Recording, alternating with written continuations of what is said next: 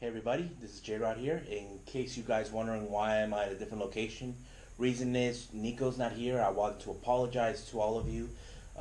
Certain things did not go according to plan the way we did, but there's an old saying, the show must go on. So today we're going to have some great topics to talk about. I'm going to be talking about the G1 Climax, first that night, then MLW, the development with the WWE, and all this other stuff that I can throw in at you. So let's get started right now with the episode.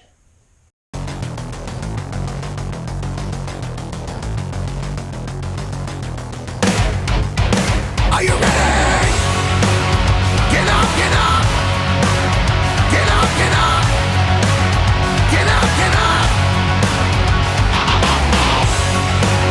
Get up, get up. Get up, get up. Get up, get up.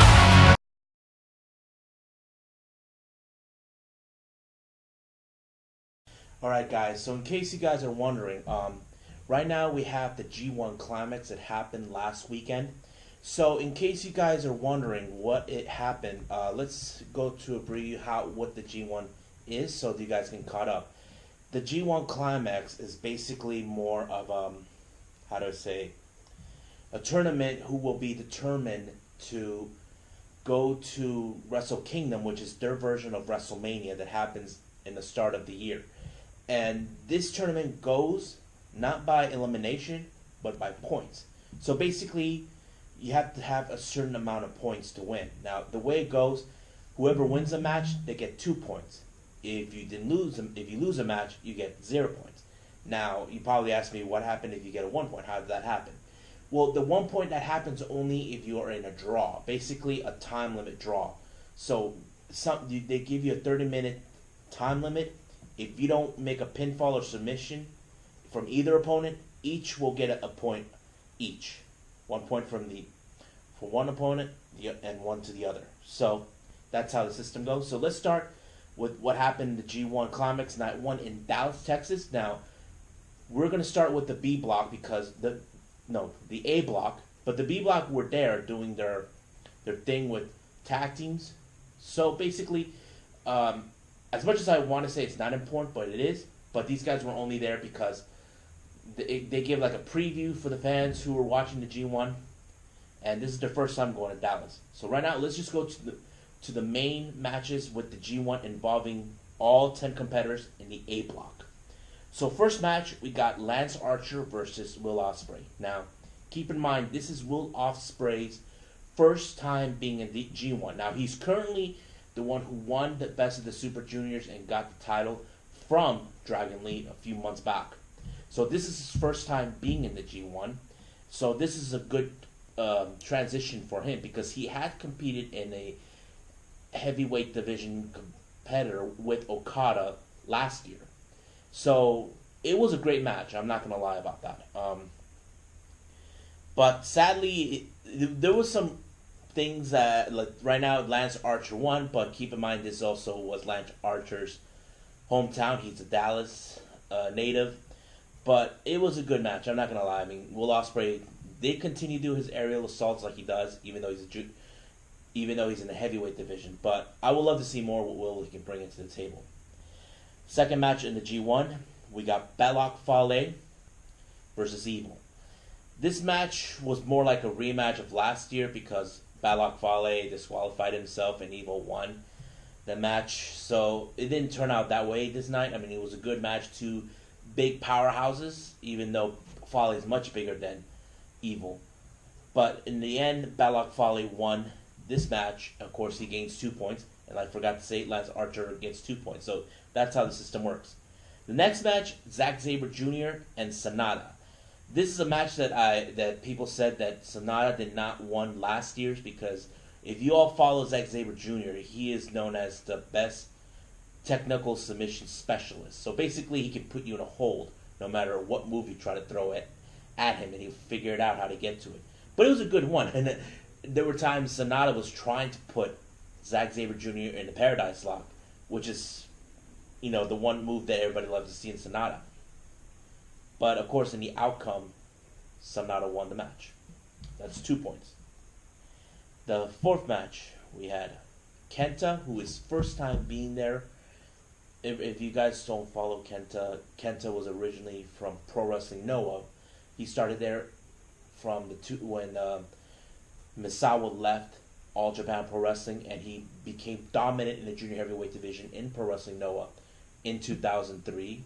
And in 2011, he transitioned to heavyweight, where he was dominant there, and then he took a 5-year leave, a 5-year transition to WWE, known as Hideo Itami, and now he's back. He made his intentions known in New Japan, participating in the G1 Climax, and his opponent was Kota Ibushi. Now, everybody who followed Kota last year, if you all know, he was like the fan favorite to win, because I would have loved to see Kota win. I mean, him go to Wrestle Kingdom to face Kenny for the title, but in the end, it turned out to be Hiroshi Tanahashi to beat him. So it was a good match. Those two are like similar styles. Like Bushi has that kickboxing style, but he has a bit much faster pace. Kenta much of a striker and strength.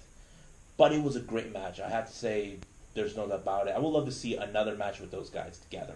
But sadly, Kenta won this match, so that means he gets 2 points. And then we go to the main event, which was Hiroshi Tanahashi versus Kazuchika Okada, who is currently our WGP Heavyweight Champion. Now, Tanahashi is the reigning defender of the G1 Climax of last year. It was a great match. These two guys are rivals, but they have been allies before, but they know what's at stake at this one.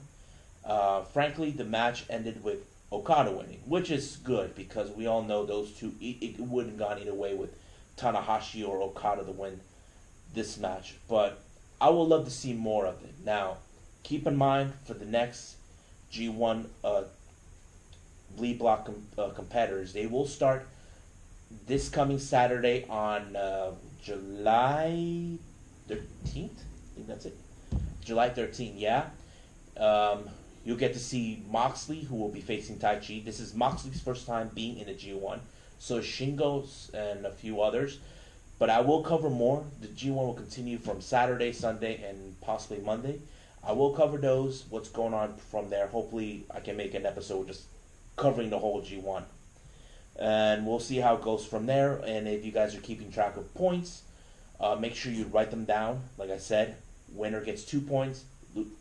The loser gets 0. But if it's a draw, it's 1 point each.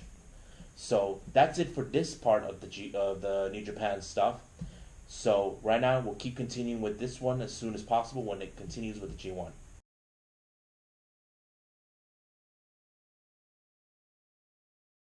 Alright, so let's continue with MLW. As you all know, we just had Kings of Colosseum. Basically, I didn't expect it. There were certain matches that they said they were going to put, but it didn't happen. The matches they had was Myron Reed versus Ray Horse, who was in fact Rey Mysterio's cousin. Ray Horse came up short. We had the MLW Tag Team Division. The current champions who were at the time was the Hart Foundation, consistent of Teddy Hart, Davey Boy Smith Jr., and Brian Pillman. Now, Brian Pillman took Davey Boy Smith's spot in the tag team part, but they sadly lost to the Dynasty, and now Dynasty has gold in their wake now. And of course, Dynasty member Alex Hammerstone, who is the current National Openweight Champion, put his title on the line against anybody. So Cotto Brazil responded. Originally, it was supposed to be Davey Boy Smith Jr., but it didn't happen. I don't know what MLW did or what was it changed. What else happened? Oh yeah, and then of course this one sort of kind of sparked controversy. It was Filthy Tom Lawler versus Jacob Fatu.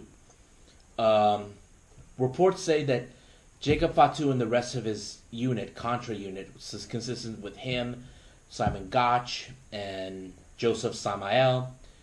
They're not contracted by MLW, and of course the winner of that match turned out to be Tom Lawler. Now, Tom Lawler was supposed to have backup, which is Ross and Marshall Von Erich, the Von Erich family, but they're both right now in Israel were booked for a promo down there. But it was a bit of a shocker for many fans. And of course, you can hear the commentary saying, "Oh my God, they just hijacked the world title." I mean, which is true. But I don't know where they're gonna go. But of course, Tom Lawler did announce he did cash in his rematch. I don't know how they're gonna play it or where they're gonna go with it. But we will continue to follow up what's gonna happen. I know that there's things that I heard. Selena De La Renta, who is head of Promociones Dorada, is now in a confrontation with Conan, who been at war with them for some time. So I will cover more of the MLW stuff, but we'll just see what happens then.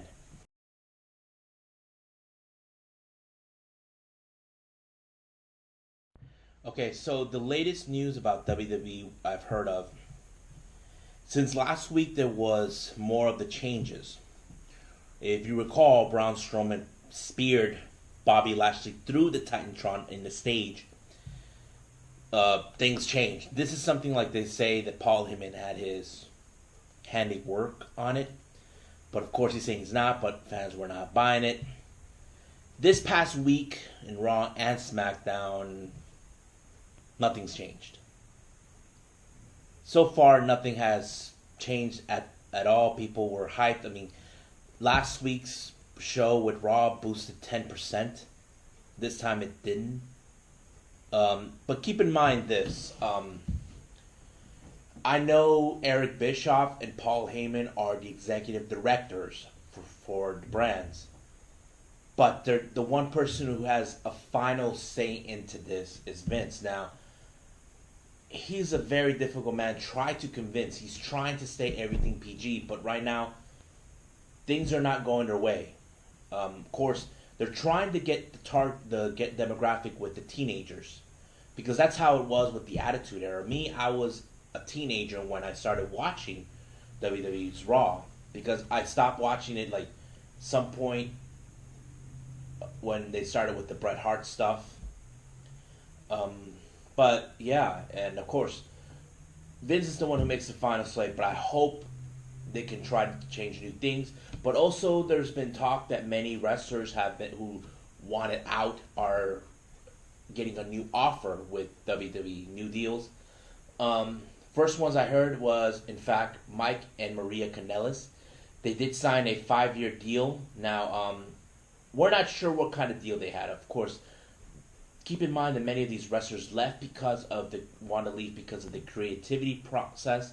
Money is no longer a thing anymore. So basically, you can throw that out of the window. Same thing with Sasha. She was upset with the idea that she was dropping the titles. And of course, she wasn't too pleased. Then you got the Good Brothers, Gallows and Anderson. They wanted out. The Rival, the same thing. But now it seems that many of these superstars who wanted out are signing new deals. But it's still unclear what kind of deal. I hope they're not in it for the money, because that's the last thing that people want to hear. Because there are those wrestlers like AEW, they're the ones who are trying to throw in the creative process without having writers do their dirty work. But we'll see how that goes. I'm trying to see. But yeah, so we'll keep in touch with that, with what's going on with WWE's things. I know they have been making plans for SummerSlam. Now it's been announced that Sasha Banks is returning. Hopefully, we don't know when. There are those who are speculating that she could be a heel when she gets back. Who knows? But in my opinion, I would like to say they better do this right. Because if they don't, then they're the ones who loses this whole thing. So I will continue to cover more with WWE, what they've been going on. I hope things go well. Hope things change for the best, because that's something that WWE needs at this point. So we'll continue on with this.